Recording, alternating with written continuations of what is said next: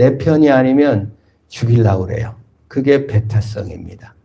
그래서 요한이 지금 가다가 보니까 예수의 이름으로 귀신을 쫓아내고 예수의 이름으로 병을 고치는 사람을 만난 거예요. 그러니까 그냥 너무 화가 나가지고 그 사람을 너 어디 우리 제자도 아닌데 예수 이름으로 귀신 쫓아내고 너 뭔데 예수 이름으로 기적을 행해. 하지마.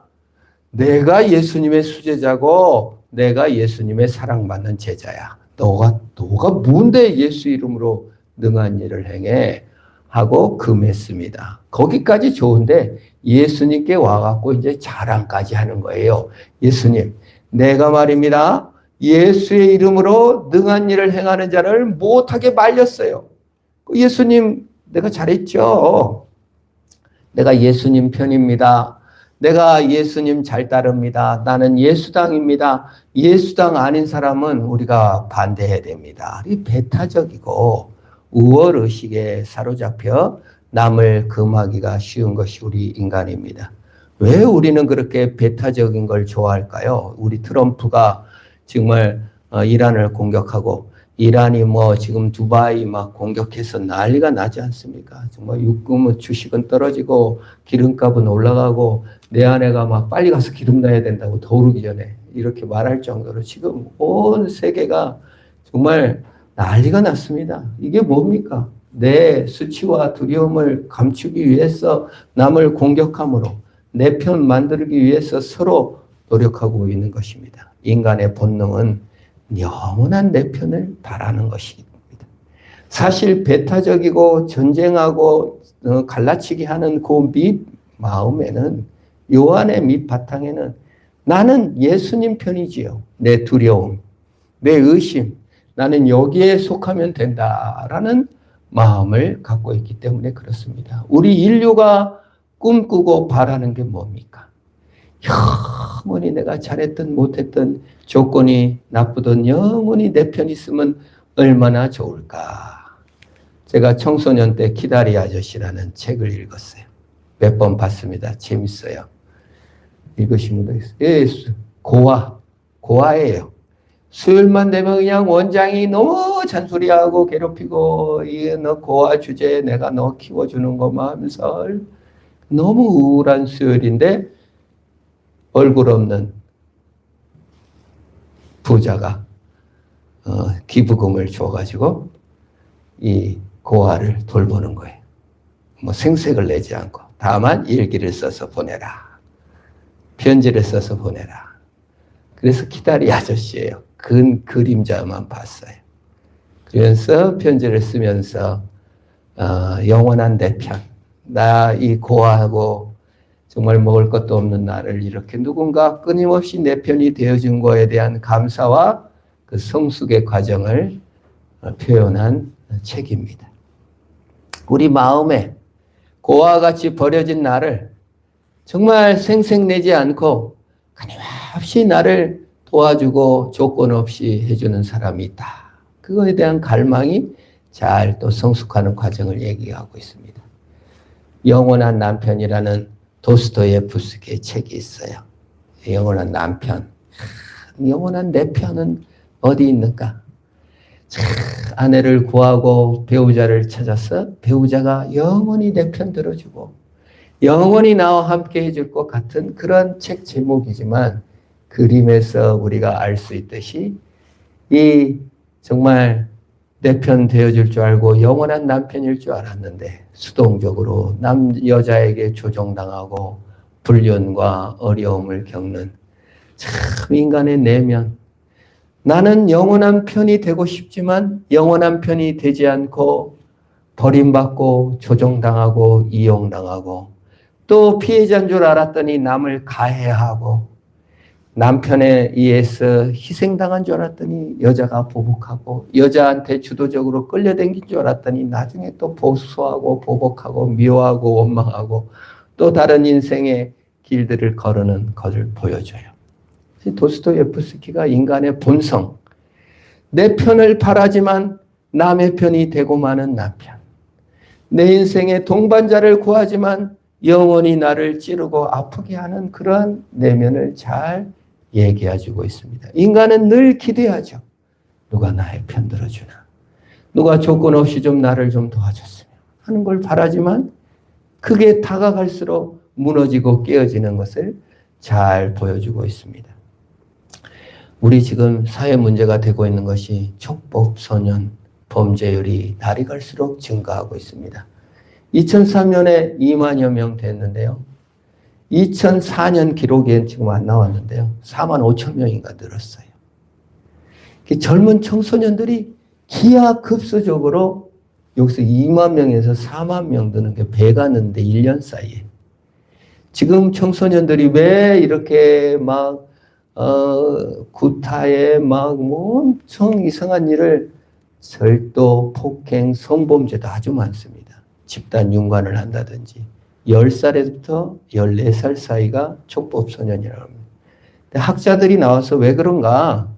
자아 정체성이 확인되지 않는 상태에서 정체성이 없는 상태에서 옛날보다 기준이 많이 완화됐잖아요. 내가 좀 더 기준을 만들어야 돼요. 옛날에는 하지 마라 허라가 막 중학교 우리 댕길 때만 해도 그냥 머리를 바리깡으로 와서 밀지를 않나 이거 뺐지 않아 잘못 따랐다고 그냥 두들겨 맞고 그러다가 교복 자유화가 됐는데 그 전까지는 뺐지 삐뚤어졌다고 때리고 기준이 사회로부터 너무 엄격했기 때문에 그게 그냥 기준을 따르고 안 따르고만 있었는데 지금의 청소년들은요 기준을 자기가 만들어야 돼요. 사회에서도 네 원하는 대로 살아라 하기 때문에 그게 완성되지 않는 상태에서는 친구들 그 자아가 건전하게 완성되지 않는 상태에서 친구들이 원하는 거 영웅심리 이런 게 물들어서 너무 많이 범죄를 하고 있다는 거예요. 그래서 지금 촉법 소년들의 연령을 낮춰야 된다. 감히 초등학생이라고 상상도 못할 범죄들이 지금 우리가 기하급수로 늘어나고 있어요. 2003년에서 2004년 4만 5천 건 배 이상이 급속도하게 지금 우리 사회 문제가 되고 있는 것을 보게 됩니다. 이게 뭐예요? 내 편 들어주는 부모도 내 편 아니고 선생님도 내 편 아니고 내 친구들 그 내 편 들어주는 아이들과 함께 하라면 뭐 성범죄든 폭행이든 절도든 막 재밌는 거예요. 그 자아가 형성되지 않는 상태의 인간 누구에게 인정받는 내 자신 배타적인 것이만 사실은 내 자신이 인정받고 싶은 욕구다 그 말입니다. 자아 중심이죠. 이 인간의 본성이에요. 사실은 우리 조선시대 당파 싸움 유명하죠. 이조전략 문제로 서로 대립해서 죽고 죽이고 친일 때는 이 당파 싸움이 친일까지 이어내서 나라가 망하든 없어든 내 자리 보존이 제일 중요한 거고 내 편 들어주는 파를 만드는 것입니다. 네 편 내 편 우리 사실 지역 문제도 그래요. 어느 그 TV에 나와서 뭐 어느 지역 사람이 우리는 죽어도 나라 팔아먹어도 그 당 찍어줄 거야. 그걸 당당하게 TV에 인터뷰하는 어느 아줌마 그 신문에 TV에 보도되는 걸 봤어요. 내 편이면 그 사람이 내 편 들어줄 것이다. 영원히 내 편 들어줄 것이다. 그게 배타적으로 드러나는 것입니다. 요거 트럼프도 그렇죠. 네타냐후도 사실 자기의 위험한 정치적 약점을 편 끌어모아 전쟁이 일어나면 다 극심한 피해를 앓고 있습니다. 네타냐후가 사실 이 가자 지구의 사람들에게 이렇게 많은 폭격을 이루고 이스라엘이 우리는 신의 선택을 받았다. 우월주의로 얼마나 많은 사람을 죽이고 있는지 몰라요. 어린이, 병원, 여지없어요. 막 병원에다 막 갖다 쏘는 거예요. 어린이 시설에 막 갖다 쏘는 겁니다.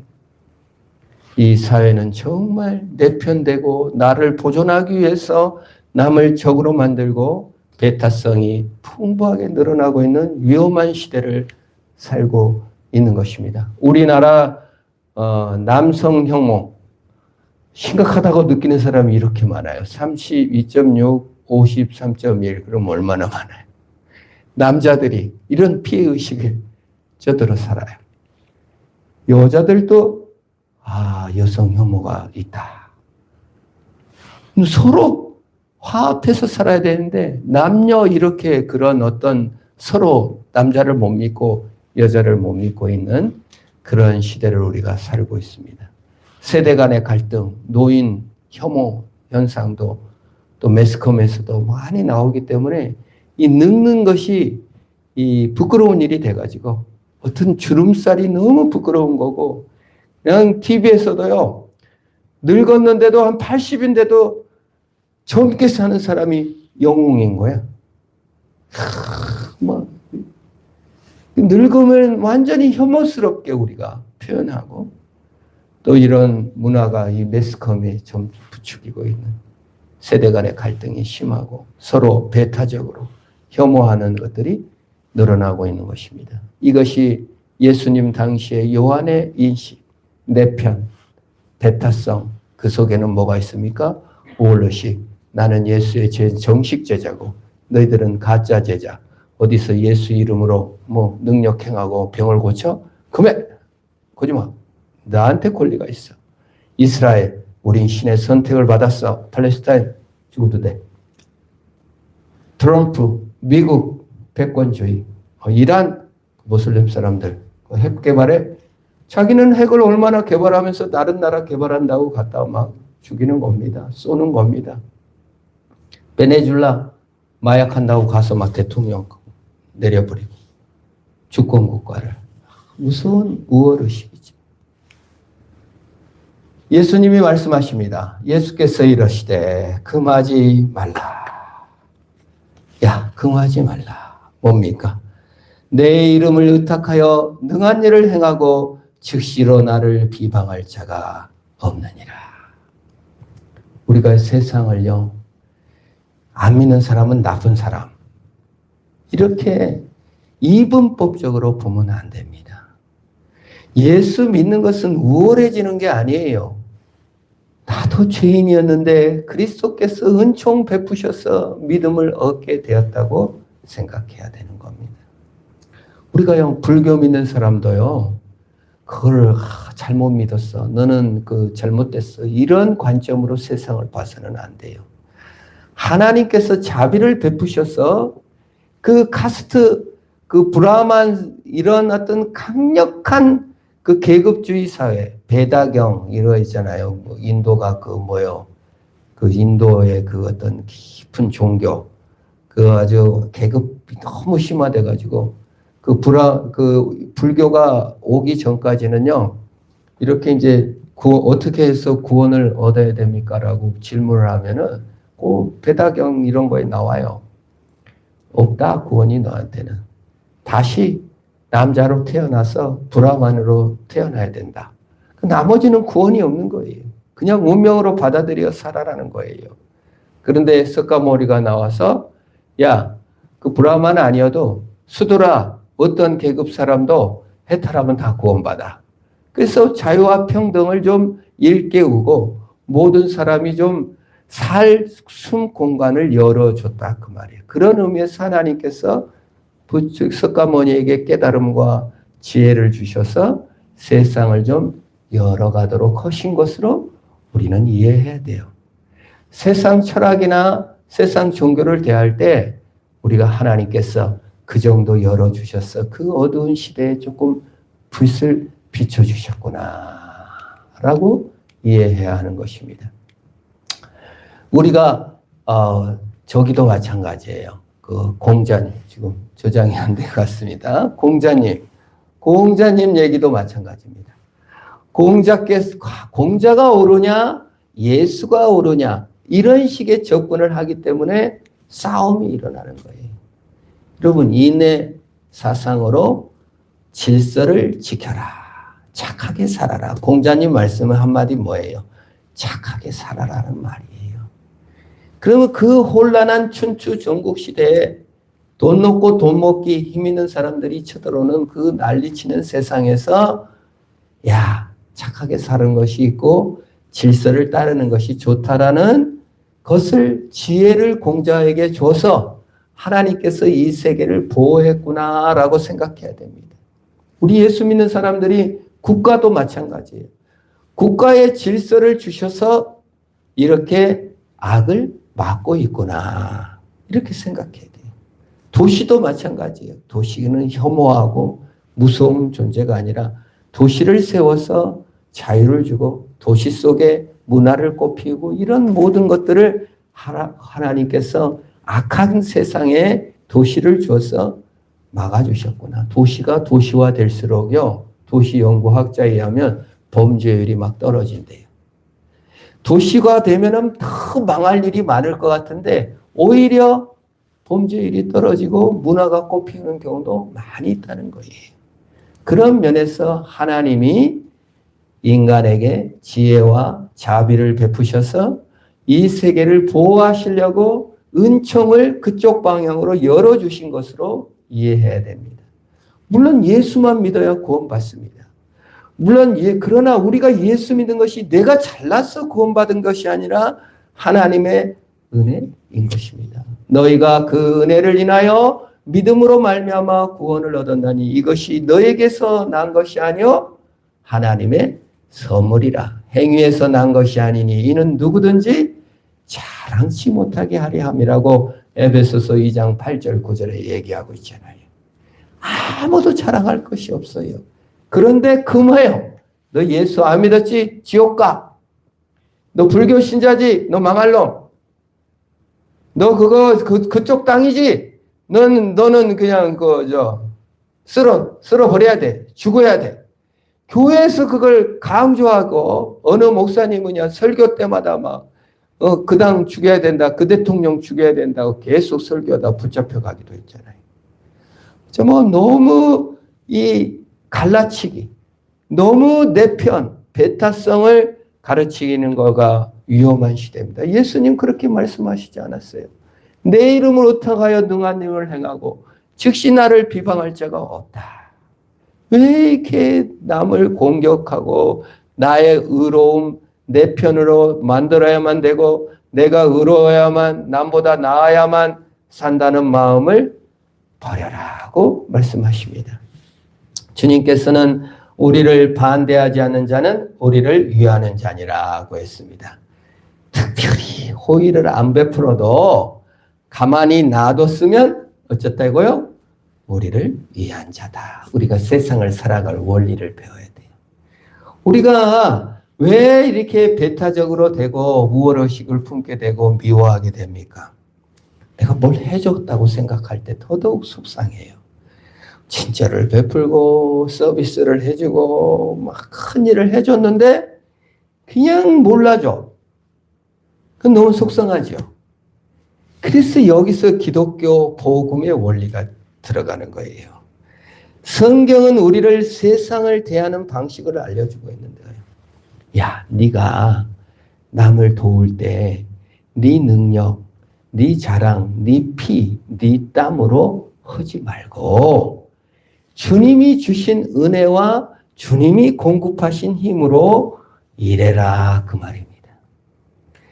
요한이 금했어요. 내 능력을 침해한다고 생각하니까요. 내 파이가 빼앗긴다고 생각하면은 내 밥그릇이 빼앗긴다고 생각하면은 개들도 막 싸우잖아요. 정말 아무리 개가 모종이 뛰어나도요. 새끼도 우리 뭉치는 그랬어요. 다른 집의 개는 어쩐지 모르는데 새끼를 2번인가 낳았는데 새끼가 엄마 밥을 먹으려고 했더니 여지없이 깨물어버리더라고요.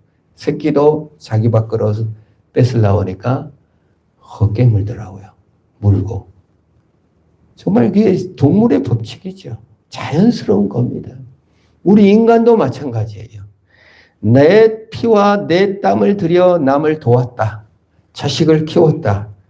근데 감사치도 않고 존경치도 않고 반대하고 막 힘들게 한다 그 말이에요. 그래서 뭐예요? 그래서 실족하고 넘어지고 해요. 그래서 배타적으로 돼요. 저는 내가 저렇게 도와줬는데 자식에 대한 원망. 어떻게 키웠는데 나를 이렇게 하나. 이렇게 얘기합니다. 세상에 대한 원망. 미국이 이란에 대해서 어떻게 해줬는데 내가 너희를 어떻게 돌봤는데 이렇게 반역하고 안 믿고 아무리 전도해도 믿지도 않고. 그때 예수님이 말씀하시는 거예요. 반대하지 않는 자는 우리를 위한 자다. 그리고 네 피와 네 땀을 주지 마라. 주님이 공급한 은혜를 나눠줘라고 얘기하는 것입니다. 그래서 이 말이 나오는 거예요. 같이 한번 읽어볼까요? 시작. 누구든지 너희가 그리스도에게 속한 자라여 물 한 그릇이라도 주면 내가 진실로 너에게 이르노니 그가 결코 상을 잃지 아니하리라. 여러분, 물 한 그릇의 친절만 베풀어라 그 말이에요. 근데 그 물도 네가 짜낸 물 말고 우물에서 퐁퐁 솟아난 물을 줘라 그 말이에요. 내 눈물을 짜줬고 내 피를 짜줬고 내 돈을 줬어요. 그래서 우리는 분통 터져요. 세상에 내가 이렇게 피와 땀을 짜줬는데 몰라주나. 그리 실족한다 그 말이에요. 요한이 내 권리라 생각하니까 내 행위와 공로라 생각하니까 금하고 배타적으로 나가고 심지어 요한은요 다른 성경에 보면은요 길을 가려고 하는데 막으니까 예수님께 주님 번개 쳐서 다 죽여버립시다. 제안한 사람이 요한이에요. 길 못 가게 한다고 번개 쳐 죽여버리려고 했어요. 그래서 우리의 아들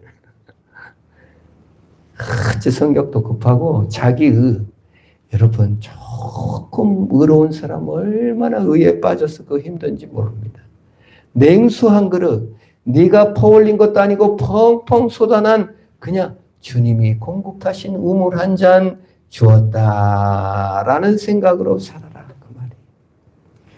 누가 제일 실족 많이 합니까? 헌신 많이 하는 사람입니다. 상처 누가 많이 받습니까? 사모님 많이 받습니다. 목사님 많이 받습니다. 왜요? 아낌없이 주는 나무가 돼서 인생을 헌신하고 얼마나 베푸고 정말 모독을 당해도 얼마나 정말 개척하면 그렇지만은 목사한테 못할 일 사모한테 해대는 사람도 얼마나 많은지 피눈물을 흘립니다. 다 상처받아요. 너무 힘드니까. 피와 땀과 눈물이 다 마르고 말아요. 거기에 대해서 말합니다. 야, 너 네 피, 네 땀, 네 눈물 주지 마. 냉수 한 그릇 줘. 주님이 공급한 은혜를 주는 거지. 네 삶과 네 헌신과 네 눈물을 주는 게 아니야 라고 말해주는 거예요. 요한아, 너 네 공로, 네 권리, 네 자랑, 네 우월성 주지 마. 주님께서 받은 생수를 줘 라고 말하는 것이에요. 우리는 얼마나 내 공로를 줬고 내 땀을 줬고 내 눈물을 줘서 교회에 헌신 많이 한 사람이 그렇게 상처 많이 받습니다.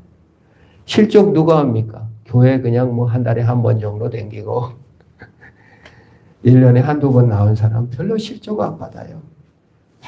충성한 사람들은 너무 실족거리가 많아요. 보이는 만큼 실족합니다. 거기에 대해서 예수님 말씀하십니다. 너 너무 상다리 부러지게 살았구나. 야, 내 최소한은 그냥 냉수 한 그릇이야 라고 말하는 것입니다. 헌금의 원리죠. 헌신의 원리죠. 주께서 공급하신 것을 주께 드리는 것이고 주께서 공급하신 것을 나누는 겁니다. 그게요, 우리 결혼식 문화도 많이 바꿔줘야 돼요. 결혼식에요, 요즘은 완전히 그 부모가 한복을 입고 엄마가 먼저 들어가. 잘 차려입고 가서 촛불을 이렇게. 어느 결혼식을 가도 그래요. 신랑 신부도 없어요. 목사도 없어요. 서약자도 없어요. 하나님 앞에 서약하고 하나님의 언약으로 그냥 결혼하면 되는데 먼저 그 입장해가지고 뒤에서 보면요. 뭐 신부가 늙으시 엄마가 늙었네. 어느 옷이 더 이쁘네. 평가하고 네가 잘났네. 내가 잘났네. 신부가 아깝다. 신랑이 아깝다. 전부 다 자격과 공로와 헌신과 피와 땀과 눈물을 자랑한다 그 말이에요. 왜 그러는지 모르겠어요. 문화가. 정말 하나님 앞에 그냥 한 남자와 한 여자가 만나 서약하고 미래를 생각하고 하나님 앞에 살면 되는지, 누가 잘났고 못났고가 아니고 하나님 앞에 언약하는데 왜 이렇게 대접을 받아야 되고 왜 이렇게 인정을 받아야 됩니까? 왜 부모가 종들이 키는 불을 그렇게 가서 켜려고 하는지. 집에 가서 인사도 하면 될 텐데 또 부모님 인사 태백 때 하든지 아니면 집에 가서 하면 되지. 또 없으면 그냥 딴 사람을 앉혀놓고 예의가 있네 없네 이게 아니다 그 말이에요. 기독교인은 예의가 있네 없네가 아니잖아요. 주님이 누가 더 공로가 많네 적네가 아니잖아요. 주님의 사랑이죠. 주님의 은혜인 것입니다. 그래서 뭡니까? 금하지 말라. 타인을 심판하는 자리에 앉지 마라. 네 대접이 더 컸다고 남 심판하지 말아라. 차라리 주님이 공급한 주님이 주신 냉수 한 그릇만 주고 주님이 공급하신 게 이거니 이걸 나눕니다 하고 주님 은혜로 만족하면서 사는 것이 낫지. 그 상다리 부러지게 헌신하고 심판자의 자리에 앉지 말라 그 말이에요. 그래서 헌신한 사람이 위대한 거예요. 헌신한 사람이 배로 실족 많이 합니다. 그래서 교회 오래 다니고 꾸준히 헌신하는 사람 참 훌륭한 사람이라고 봐요. 저는. 그 얼마나 많은 실족의 기회들이 왔을 텐데 주님이 은혜 주셔서 이 자리에 섰구나라는 믿음으로 그 길을 가는 것입니다. 그래서 위대한 거예요. 그래서 아름다운 거예요. 그 주님께서 그래서 냉수 한 그릇이라고 표현한 것입니다. 보상이라고 생각하는 순간, 헌신이라고 생각하는 순간 나는 무너져요. 이것밖에 보상을 못 받았나. 그거잖아요.